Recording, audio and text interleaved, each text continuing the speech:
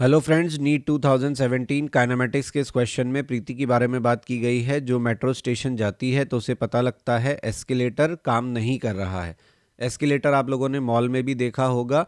ये automated staircase होता है जो हमें नीचे से ऊपर या ऊपर से नीचे लेकर जाता है। और जब ये काम कर रहा होता है तो हमें इस पर चलने की ज़रूरत नहीं होती, बस हमें खड़े रहना होता है। लेकिन जब वो जाती है तो उसको एस्केलेटर काम करता हुआ नहीं मिलता, तो उसे एस्केलेटर पे चढ़ना पड़ता है नॉर्मल सीढ़ी की तरह से, और उसे टाइम T1 लगता है।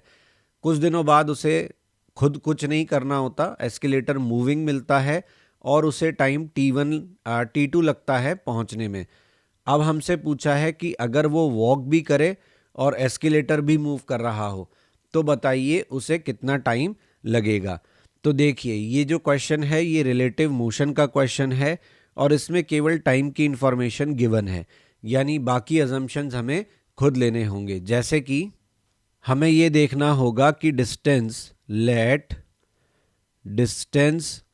Moved by escalator. एस्केलेटर जो डिस्टेंस चल रहा है वो हमें मानना होगा कितना है, L। ठीक है, तो ये जो डिस्टेंस है एस्केलेटर जो चलता है ये सब जगह सेम रहेगा। अब अलग अलग केस बनेंगे। पहला केस है जब वो वॉक करती है, वैन शी वॉक्स। जब वो वॉक करती है तो हमें मानना पड़ेगा कि VW वेलोसिटी ऑफ वॉक है। जिस वेलोसिटी से वो वॉक करती है वो VW है।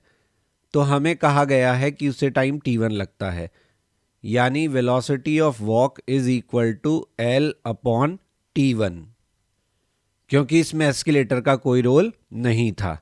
तो ये हमारा बन गया इक्वेशन नंबर 1। अगली बार क्या हुआ, अगली बार हमें कहा गया है कि एस्केलेटर मूव कर रहा है, व्हेन एस्केलेटर मूव्स।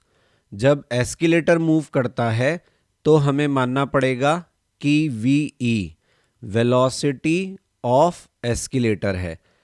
क्योंकि क्वेश्चन में हमें वेलोसिटी एटसेट्रा कुछ भी नहीं दिया है, केवल टाइम दिया है, तो ये सब हमें खुद ही अज्यूम करना होगा। अब वेलोसिटी ऑफ एस्केलेटर कितना होगा, तो डिस्प्लेसमेंट एस्केलेटर का वही है L, लेकिन अब की बार टाइम कितना लग रहा है, T2। तो ये बन गई हमारी इक्वेशन नंबर 2। जब हम दो केस बना लेंगे उसके बाद ही हम अपने क्वेश्चन वाले केस तक पहुंच पाएंगे, जिसमें हमें कहा गया है कि व्हेन बोथ मूव्स। यहां पर दोनों मूव कर रहे हैं, कौन कौन, प्रीति भी मूव कर रही है और एस्केलेटर भी मूव कर रहा है। अब यहां पर आप क्या चीजें मान सकते हैं, एक आप ये मान सकते हैं कि प्रीति ऑपोजिट डायरेक्शन में मूव करे और एक्सीलेटर दूसरी डायरेक्शन में मूव करे। पर आप मुझे बताइए, अगर आपको ऊपर जाना है और एस्केलेटर ऊपर की तरफ जा रहा है और आपको जल्दी है, तो आप एस्केलेटर पे ऊपर की तरफ चलेंगे या नीचे की तरफ चलेंगे? ऑब्वियसली ऊपर की तरफ चलेंगे। अगर आपको नीचे आना है और एस्केलेटर नीचे जा रहा है तो आप ऊपर तो नहीं चढ़ेंगे। मेरे कहने का मतलब ये है कि आपकी वेलोसिटी वॉक की और एस्केलेटर की दोनों सेम डायरेक्शन में ही होंगे, ऑब्वियस है। तो यहाँ प्रीति भी ऐसा ही करेगी, हम ये मानते हैं। डिस्टेंस वो अभी भी L ही चलेंगे और इस बार जो टाइम लगेगा वो कितना होगा, T होगा, ऐसा हम मान लेते हैं। अब इस इक्वेशन 3 में हम वैल्यूज रखते हैं from equation 1 and 2। Velocity of walk हम क्या रखेंगे, वेलोसिटी ऑफ वॉक हम रखेंगे L बाय T1 केस 1 से। वेलोसिटी ऑफ एस्केलेटर हम रखेंगे L बाय T2 इक्वेशन 2 से, केस 2 से। और ये सब बराबर होगा L बाय T से, जहां T क्या है, वो टाइम है जो क्वेश्चन में पूछा गया है। L कॉमन आके कट जाएगा तो क्या बचेगा, 1/T1 plus 1/T2 is equal to 1/T। ये रेजिस्टेंस इन पैरेलल जैसा फॉर्मूला हमें यहां पर दिख रहा है। इसे सॉल्व करेंगे तो T बराबर हमें क्या मिलेगा, T1 T2 upon T1 plus T2। तो ये हमारा आंसर होगा।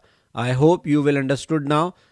अब अगर आप ये जानना चाहते हैं कि कौन से फंडामेंटल्स इस क्वेश्चन के पीछे वर्क कर रहे थे और किस तरीके से मैंने इस क्वेश्चन को इस स्टेप में सोचा कैसे ये केस वाइज थॉट मैंने बनाया, और आप सॉल्यूशन से ज़्यादा इसके पीछे का फ्रेमवर्क भी सीखना चाहते हैं, तो आप मेरे हिंट रिलेटेड और कंसेप्ट रिलेटेड वीडियोस जो हैं वो देख सकते हैं चैनल पर।